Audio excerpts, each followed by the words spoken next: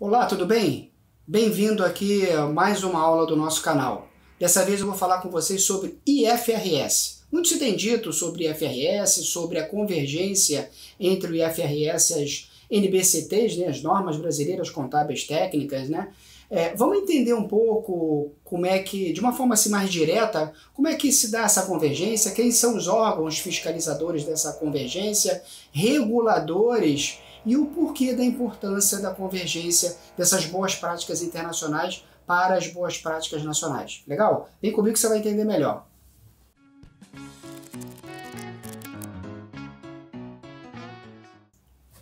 A primeira pergunta que você vai me fazer é: tá, Douglas, o tema é interessante, eu já vi em outros canais, já li alguns assuntos sobre o tema, mas por que efetivamente unificar? Qual a importância da unificação e por que o Brasil tem que se adequar a essas boas práticas internacionais? E a resposta é muito simples. O mundo está cada vez mais globalizado. A contabilidade é uma ciência social. E por ser uma ciência social, naturalmente, quem vai estar estabelecendo a regra do comportamento das informações, dos registros, das transações, é a própria sociedade.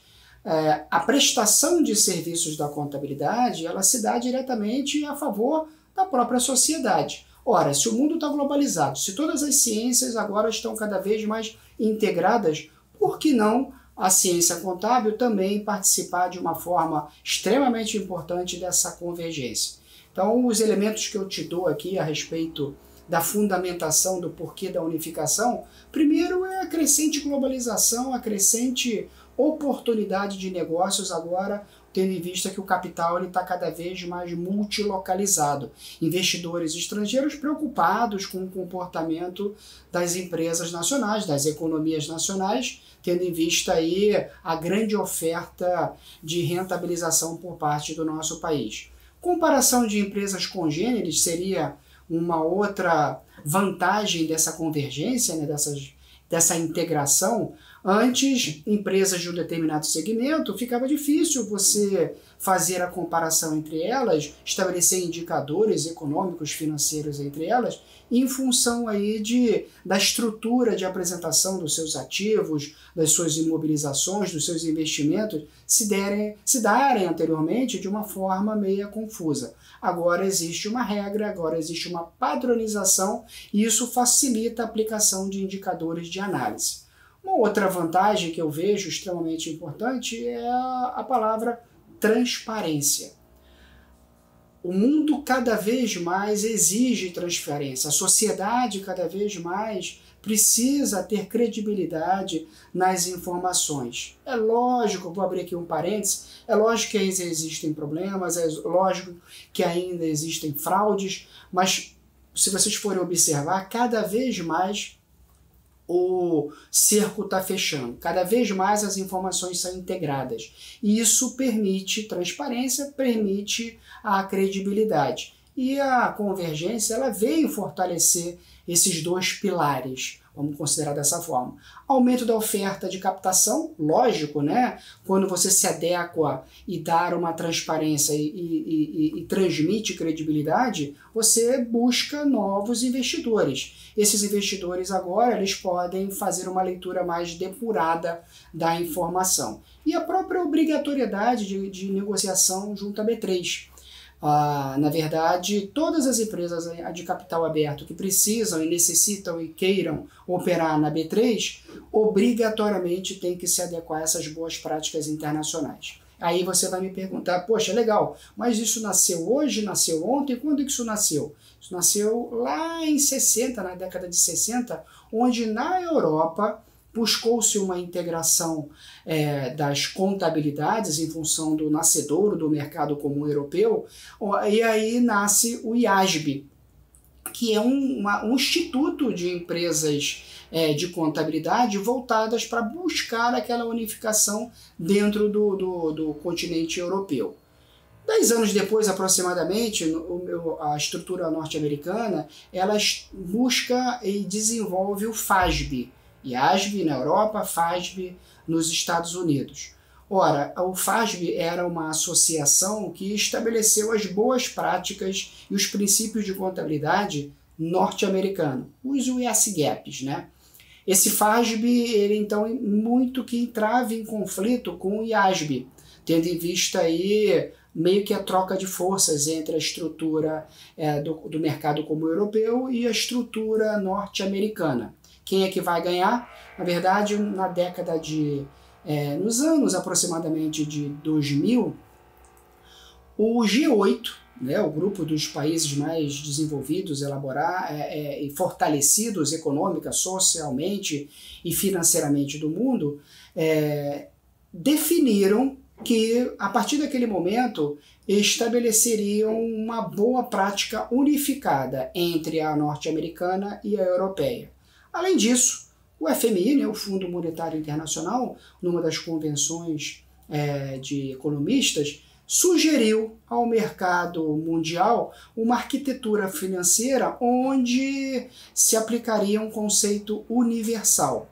Quando a gente fala de arquitetura financeira universal, a gente está falando de transparência, equidade, prestação de contas, todas elas de uma forma unificada. E nos anos 2000, então, esse IASB ele se junta com o FASB e nasce o IFRS, International Financial Standards Board, onde as boas práticas de contabilidade internacional, a partir de agora, tanto na estrutura norte-americana quanto na europeia, se fazem presente. O que o FRS traz? O que esse instituto formado por contadores e agora multiplicados e sugeridos no mundo define? Define o conceito que nós contadores já conhecemos, o conceito cada vez mais fortalecido de materialidade, apresentar nas demonstrações financeiras aquilo que realmente é material, aquilo que realmente é significativo, dando uma ênfase maior naquilo que vai comprometer o comportamento da empresa, a continuidade do negócio. A competência, cada vez mais agora respeitando o princípio da competência.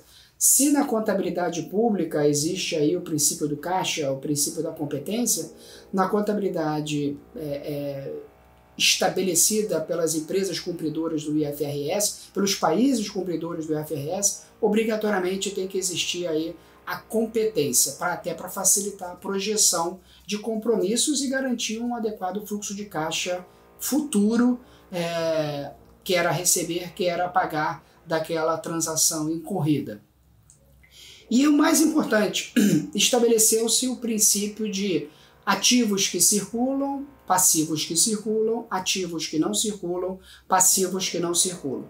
Isso é muito importante porque isso permite aplicar indicadores econômico-financeiro que vai trazer a capacidade de giro do estoque, que vai trazer o equilíbrio entre o ciclo operacional e o ciclo financeiro, vai trazer a capacidade de identificar rentabilidade e liquidez de uma forma muito mais eficiente, muito mais segura.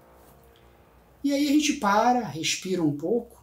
Isso é de graça? Não. A implementação dessa convergência é custosa? Foi custosa? Sim, foi custosa. Está sendo custosa, porque ela mexe com 3 elementos muito importantes dentro de uma estrutura organizacional.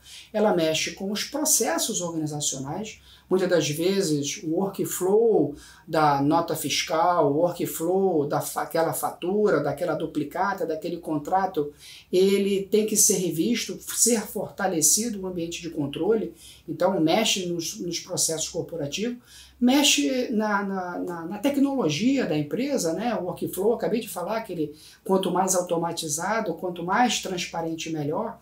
Então, mexe-se na tecnologia, nos sistemas integrados cada vez mais presentes dentro, desde o recebimento da nota fiscal até a entrega do cliente, isso garantindo indicadores, garantindo medidores do comportamento conforme estabelecido por aquele processo. E o principal, mexe com a cabeça das pessoas. As pessoas, né, o recurso humano é o recurso mais importante que existe no ambiente corporativo. E se esse recurso humano tem a consciência de que, a partir de agora, o simples fato de receber uma mercadoria, fazer a certificação do que foi pedido, está sendo recebido, isso vai impactar num registro contábil que, por sua vez, vai ser tabulado e vai ser apresentado aos stakeholders, aquelas partes interessadas, se esse recurso humano tem essa consciência, ele vai tratar essa simples verificação, essa simples contagem, essa simples apuração do imposto baseado nessa boa prática internacional. E aí a gente pode, então, o processo de implementação do IFRS, dessa equalização com as boas práticas nacionais, passa por basicamente 3 fases, né, nas empresas. O desafio das empresas foi e é determinado e apresentado em 3 fases. A primeira fase é ler o que a regra internacional estabelece e fazer um comparativo dessa regra internacional com o que está sendo executado à luz da posição fiscal tributária nacional. Então, é permissível, não é permissível, é possível, não é possível? Como é que a empresa está com relação a esse comportamento exigido e sugerido em algumas situações de forma internacional?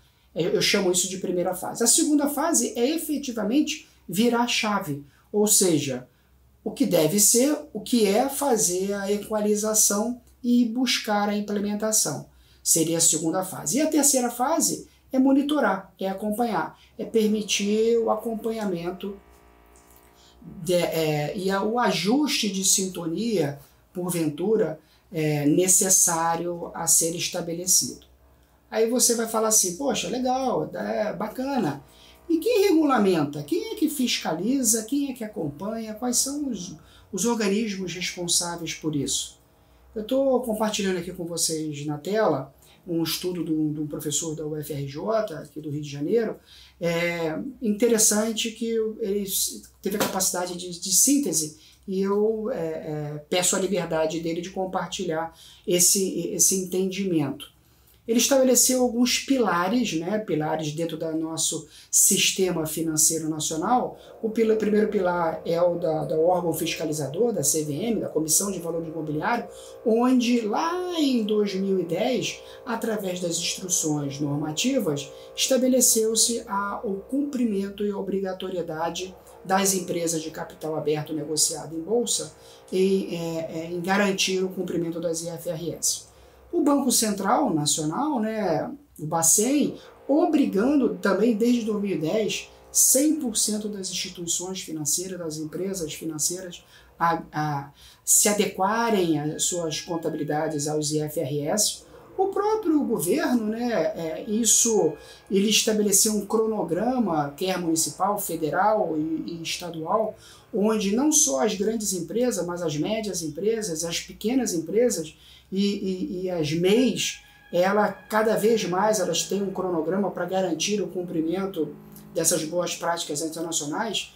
E mais adiante, em outro vídeo, eu vou estar explicando por que é importante para a pequena empresa, para a empresa de um empreendedor individual, estar se adequando também à MEI, aguarde que vem coisa boa por aí, e o próprio Conselho Federal de Contabilidade, através do Comitê de Pronunciamentos Contábeis, através das suas definindo resoluções normatizadoras para garantir aí o funcionamento e a equalização dos registros contábeis em todas as empresas nacionais. O Comitê de Pronunciamentos Contábeis, o que é isso? É um órgão vinculado ao Conselho Federal de Contabilidade, onde ele é responsável por estudar as IFRS, preparar a equalização dessas IFRS à legislação de escrituração fiscal tributária nacional, emitindo as regras nacionais. Então, toda norma brasileira contábil técnica, obrigatoriamente, ela é emitida, definida e multiplicada por parte do Comitê de Pronunciamentos Contábeis. Isso é bom, porque isso permite uma centralização de ideias, né? O Comitê de Pronunciamentos Contábeis, ele é um órgão onde todos os elementos importantes, todos os agentes importantes do mercado regulador nacional participam. Então, Banco Central, Associação Brasileira de Mercado de Capitais, a SUSEP, os órgãos da Receita Federal, todos os elementos ali relevantes normatizadores, as agências normatizadoras, elas participam então desse conselho. E isso permite uma centralização, permite inclusive o que a gente vê hoje nas empresas, a estruturação do sistema de digitalização unificado, o SPED, de escrituração digital. Então o SPED, e-social, tudo isso que muitas das vezes os contadores têm aí uma dificuldade operacional até de preencher, até de registrar e de interpretar, isso hoje pode passar por uma dificuldade operacional. Mas amanhã a ideia disso é trazer uma realidade mais unificada e amanhã isso vai permitir uma série de informações essas que vão facilitar o capital, facilitar o investidor. Tudo é lindo e maravilhoso? Você vai me perguntar. Não, nem tudo é lindo e maravilhoso. Esse processo de convergência dessas práticas internacionais às nacionais tem elementos que não precisaram ser mudados e tem elementos que hoje ainda estão em conflito. Quer ver um exemplo? Tudo que está em convergência, eu posso antecipar aqui para vocês, porque isso também vai ser objeto de um bate-papo futuro nosso, mais detalhado, mais depurado, onde você vai ter ali alguns exemplos, mas ativo e intangível, né, que é o CPC 04, por exemplo, não teve mudança da interpretação do que é ativo e intangível, do que é diferido, das regras nacionais para as regras internacionais. A divulgação de partes relacionadas, né, é um tema contábil que também não teve divergência, a relação com controlada, com coligada, a boa prática que nós exercemos nacionalmente, ela se equalizou de uma forma muito rápida e dinâmica a essas boas práticas internacionais. Outro tema que não houve variação, a redução ao valor recuperável do ativo. Aquela história de trazer a valor presente, né? Isso não teve mudança significativa. Contratos de seguro, tem um FRS específico, o FRS 4, né? E a MBCT 11 também não tiveram alterações significativas. Cada elemento desse a gente vai ver no detalhe. Estou reforçando aqui para você, então não deixe de assistir os próximos vídeos que estão por vir. Aproveitando também, não deixe de se inscrever no canal, porque isso é importante até para a gente entender quais são os temas mais importantes, quais são os temas de maior interesse seu, e aí a gente prepara as aulas, prepara o material, prepara o conteúdo para atender a sua expectativa, que esse que é o objetivo do canal. Legal? Existem divergências? Sim, existem divergências. Valorização de estoque é um tema que ainda existe conflito, tendo em vista aqueles métodos de avaliação de estoque, PEPS, o EPS, custo médio, lembra disso? Pois é, então o IFRS ele aceita todos os métodos e aqui na legislação nacional o fisco não aceita a totalidade dos métodos.